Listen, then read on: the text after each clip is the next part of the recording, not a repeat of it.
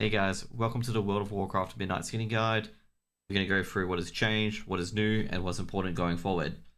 First up is where do you learn skinning in Silvermoon. So in Midnight, you learn skinning in Silvermoon City from Tin at 43.55. It should be pretty obvious. You can see the level working bench. The skinners get basically around there. Essentially overall, the stats are basically the same. Deftness increases crafting speed, perception increases getting raw materials, and finesse gets extra materials. What has changed? Fishing lures are no longer on skinning and moved to fishing, thank god.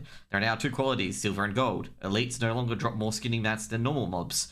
The lure system is expanded where there is one lure for each zone in the Grand Beast lure. There's a new ability called Track High Value Beasts. You can get an additional skinning knowledge book from Abundance, which is a new midnight event, which provides 10 extra knowledge points. The Renowned Skinning knowledge book is at the Amani at Renowned 6. You can no longer refine leather, scales, hides, or anything like that to a higher rank. There are also now 3 tiers of tools.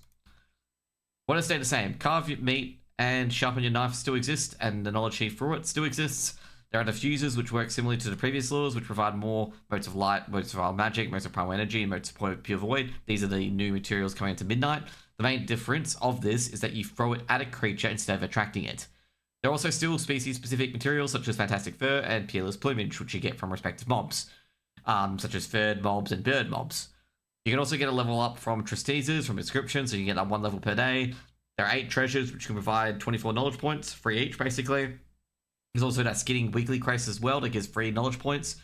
There's also a chance on skinning to get a hide to gain 1 knowledge point. You can do this 6 times a week, with the last one being an epic one called a Mana Skinned Bone, or Mana First Bone, which you get free knowledge from it.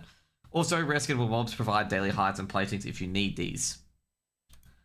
Next up, what beast skins for what. So basically I've skinned every single beast in the game to give you a great idea of what skins for leather, what skins for male, i.e. scales. Basically any mob that's a bird, bear, boar, whatever, Planestrider, lynx, stag, spring runner, rock talon. You can read all of these, okay? These mobs that with any of these in their names, they will skin for leather. Anything in the male category will skin for scales. As you can see with Pango, Muckley, Manaworm, Ultradon, Harrower, Hatechewer, Consumptor, Ridgecrawler, they all drop scales, which is for male. In one of these mobs is a high value beast. You can see it on your mini-map. It's like a little bear trap icon where you'll get 5 times the mats than you normally have. This can be from like 5 to 10 times scale leather, depending which one you skin. So if you want a Fantastic Fur, for example, you want to skin Boar, Lynx, Stag, and Spring Runner, because the Fantastic Fur has it. It's only from furred creatures. If you want to get a plumage, you can get these from Planestrider, Rock Talon, and birds. Basically, a lot of these species-specific sort of mats had a very, very low drop rate on a lot of these things as well. So it might be worth getting some perception, because I didn't receive any of these Fantastic Fur or plumages from any of these mobs in my entire guide of trying to skin and trying to level it up. Where do I get my skinning tools? So skinning tools have changed, where you have 3 tiers instead of 2, which you can make. However, you still need the level worker and blacksmith. There's no primary skill difference between blue and purple tools that you can make. The main difference is an increased secondary stat from them. So the secondary stat that you get from the tools increase. You have 3 tools, the cap, pack, and knife. You contain the first 2 from level workers and the last one from blacksmithing. Basically the same. The main secondary stat you should probably aim for is perception. The main reason why I said that is you want to get more majestic materials and more species-specific materials, because those did not drop at all. And even with the new lure changes, which we'll discuss later, majestic heights aren't guaranteed either.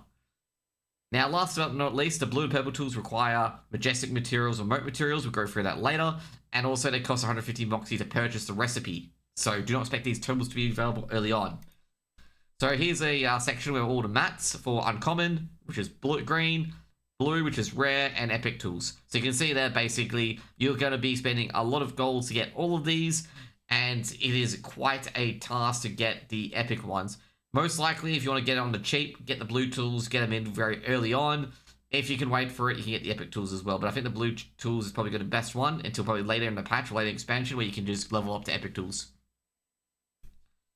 Now, next up, we're going to talk about the specs themselves. So we're going to talk about diffusers. So basically, diffusers replace lures. And pretty much what you do is you just chuck them at the mob. And then whenever you kill them, they skin for X. These are very, very good in parties. So pretty much everyone can skin it. So if you put like a mote of light lure, so a light diffuser on a mob, you can just basically go in there, kill it, and they all skin for the diffuser.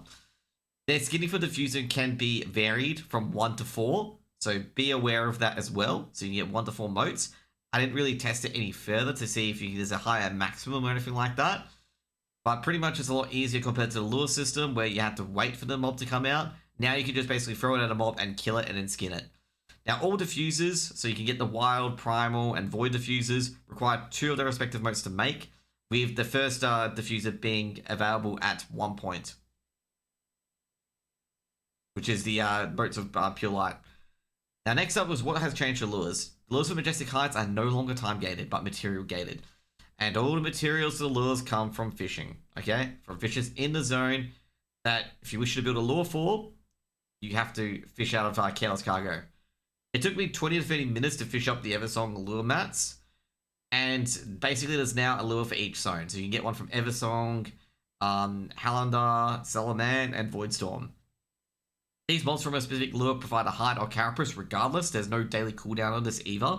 So if you get 5 or 6 lures or so, you can continuously use them and get your hide or get your carapace that you need. Carapace being the male one, of course, as well.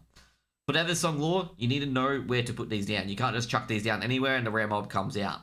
So for the Eversong lure, it is 4280, Salaman 4854, Harandar 6648, and Voidstorm 5465. Those are the chords for the respective zones. I could not find a spot for the Grand Beast lure at all. So this one is going to be taking a while because I literally explored everywhere and I could not find it. And I don't think anyone else is having any luck either. For basically the recipes for these is that for the lures you need 8 lynx fish, 8 arcane wormfish. For the Zulaman you need 8 gore guppy. For the Harandar lure you need 8 fungal skin pike and 8 tender lumifin. For the Voidstorm lure you need 4 onomous octopuses. And for the Grand Beast lure you need 4 nullfish. To learn all the lures you need 10 points of Talented Tracker for Zulaman, 20 points for Harandar, 30 points for Voidstorm, and 40 points for the Grand Beast lure. As I said before, they're not time gated. You can basically, as long as you can spawn it, you can farm it. Each renowned beast has a chance to drop a Majestic hide, and also will drop a tempered hide or tempered plating, depending on your renowned mob, where its level scales. We're out of treasures, so you may want to build up that knowledge early. So here's all the treasures in particular. So there's 3 in Zalaman, 1 in Taliban, just be aware of that. 1 in Eversong Woods. There's also 1 in Silvermoon City itself, 2 in Harandar, and 1 in Voidstorm. Be aware if you're leveling as well, these will provide 3.4k experiences, so it is actually good to loot these if you encounter these in the wild. You should be able to find most of the treasures while you're leveling. I found the skinning knife, the Cadre skinning knife, and the Cinderoid tanning oil while I was leveling as well. You may be able to find, you also might be able to get the Harandar Light Afflicted hide as well, because that's relatively close. Where are the good places to skin? Well, with the introductions of high value beasts, this makes it not matter too much. You can just literally go anywhere, and as long as you have about 3 to 4 high value beasts in your area on your minimap, it is a good place to farm. You can just gather them all AoE and just farm them, and you'll get, a lot of materials from each mob. These are the areas that I found that were relatively good and had 4 high value, skinnable mobs everywhere. So that's pretty much it. Harandar is probably one of the worst places to go in it because a lot of the beasts are also elementals and they are not skinnable. Rare mobs. So basically, just like the War Within, there are rare mobs and they will give you a hide or plating on a daily basis. So here we go, there's all of them. There's 5 in Eversong Woods, so you want to farm there first. Basically 1 in Harandar and 1 in the Voidstorm, and then the rest are in Zulaman. That's pretty much it. They all have a daily reset. You can't continuously farm them over and over again for hide and platings. And if you can, give me a shout because basically I kept getting the useless grey part every time I skinned. But either way, like I say right now, if you're trying to farm for plating, it is going to be very, very difficult because a lot of the rares just drop hides. So I'd say overall, potentially speaking, is that if you're trying to farm for the scale woven hides and whatnot, you may want to probably target the platings first and have your lures target the platings because you can get so many hides from different other mobs as well. Now, which one is a good week 1 spec to go? You should actually get 56 knowledge points in week 1 from the Renown book, the Abundance book, the 8 Skinning Treasures, there's Treastise, and the Avoid Tempered Hides and the Mana First Bone, which I talked about earlier. So the first spec, which does require basically fishing, it's just tied at the hip, is Talented Tracker, which you basically put 16 to Majestic materials and put everything into Talented Tracker to get 40 out of 40. This provides a very high chance of getting Majestic materials from the mobs that drop, which are mobs that drop Majestic claws and whatnot, Majestic fins, which some enchants profession gear require to be crafted. You also get high quality hides and leather from renowned creatures, which is even good as well, especially if you can fish up all these lures. The main weakness is that it's very hard to get trophy specific items. So if you're trying to get fantastic fur or the plumage, it's going to be very, very difficult. The other spec is 16 points to gain for Gatherer and going 40 points into dedicated diffuser to obtain all the diffusers and maximize motes that you receive to ensure that you're not losing motes on skinning. There is a chance on a diffuser when you go for the motes that you only get one instead of two to make another diffuser. And that can be a downside. That's why you get all 40 because you will not have a minimum that will drop below the materials that you need. So you'll be steadily gaining motes over time, basically. And the third tree, even though I did say 2 specs, would be Furrow Tanning. Seems a lot less relevant as you do not need much skill to get the top quality leather. Also, it's quicker to attain a hide from farming renowned mobs in the lure space than it is going through Sharpened Knife. And also, not to mention as well, you get 1 stack of Sharpened Knife anyway when you pick that spec at level 75 or whenever you pick it. But as I said, we'll still do one anyway. The third spec would be Max Furrow Tanning and 10 to Gathering and 6 into Trophy Taker. The main for that is that focuses on trying to get fantastic fur and plumage. But like I say, I prefer not to do that in particular since Trophy Taker, or not Trophy Takers, overall Furrow Tanning doesn't really seem that relevant compared to the other 2 trees. And overall, like you can still skin higher quality scales and leather in general. Like, you know, you don't need the 40 points in Furrow Tanning. Now we're talking about the Majestic week 1. You need immediately max fishing or buy fish on the auction house. Fish will be ultra expensive because they are a main provider of that Majestic hide source, Majestic claws, and Majestic fin. The main pools I targeted for Eversong was Bloom Swarm and Sunwell Swarm because they drop both the fish I need. There was also fishes for Harandar and Void Storm lures in Eversong Woods, so be aware of that as well. In fact, I farmed the Ground Beast lure in about 5 minutes from 2 vicious Void pools, which was quite incredible, given that fact I got 2 null Void fish immediately, and it needs 4 null fish to make. After fishing for an hour in Eversong, I only got 1 Omnus Octopus, 4 null Void fish, and 0 mats for Harandar lure. I recommend heading to Harandar to fish that one. If you need specific lures to catch specific fish for lures, Fish the Careless Cargo has a chance to give you a lure, motes, or a random recipe. And this is actually a big help for anyone using diffusers and stuff like that as well. If you need the initial motes to go in, you probably want to pick up fishing and head for the Careless Cargo because they have a chance of dropping motes. When you have a lot of lures, you would want to set up a party with others and like-minded players to maximize chances. So you get a 5-man party together to farm the Eversong one or whatever it is. It's more likely than not that the Eversong one's going to be the big farming one, while the Zola Man and others may not be the bigger farming ones yet, given the fact that people will not have the lures. You know, not have the lure spec. Diffuser spec, you want to farm motes via fishing, herbalism, or mining, or AH it.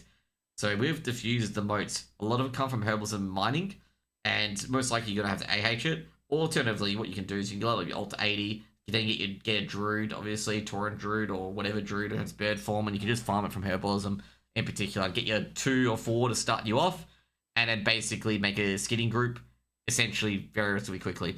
I did get 7 motes of magic from 1 Careless Cargo pool while I was fishing, but this is relatively rare. You can also get this from herbalism and mining, as I said before, from Wild for Wild, Light for Light, so if you've got your Light struck an ore, go mine that. And once you have the motes and diffusers, find a good skinning area, set up a party, maximize the motes farm, especially with other members who are using a different diffuser. Alternatively, you can use the same diffuser as well, and just AoE everything down, and just skin and basically farm up motes like that infinitely. Now, Furrow Tanning spec week 1, just find a good high value beast place to farm, and just farm that non-stop using Sharpened Knife and cooldown to get your hides. The best mods will be any uncommon skinning materials that you're trying to target. So for example, if you're trying to get the plumage, go for the bird mobs. If you're trying to go for the fantastic fur, go for the fur mobs. And last but not least, okay, so my thoughts on skinning. Getting rid of refining is a great move since nobody used refining ever, because just skinning more got you to high quality materials.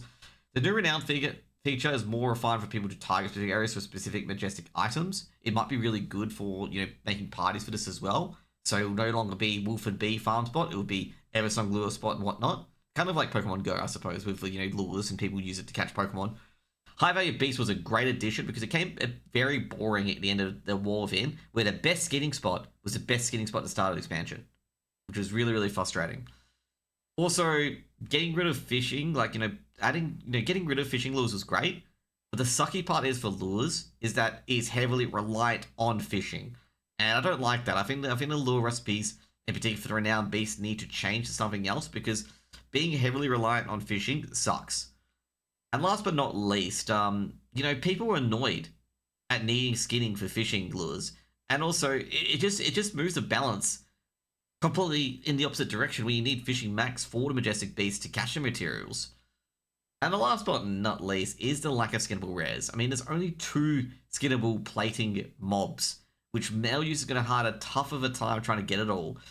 And I'm going to say overall, I think basically a lot of male wearers or male crafters in the level working department are just going to be targeting the specific lures that give plating because there's only 2 rare mobs that give plating, while there's like 7 or 8 mobs that give hides.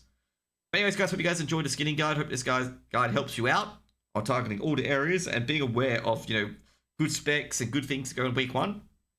After week 1 overall, you can essentially continue building your spec as you like, basically building out that area to maximize the knowledge points. You don't really need a guide from that point onwards. You just build as you go along and as you see fit. Anyways, guys, I'm not sure which spec is going to make you gold. I've just basically picked specs that will target materials that could potentially sell or potentially help other recipes or have enchants or crafted items tied to it. But anyways, guys, thank you guys for tuning in and give me a like, comment, subscribe. If you've got any questions, leave it in the comments below. Thank you. Bye.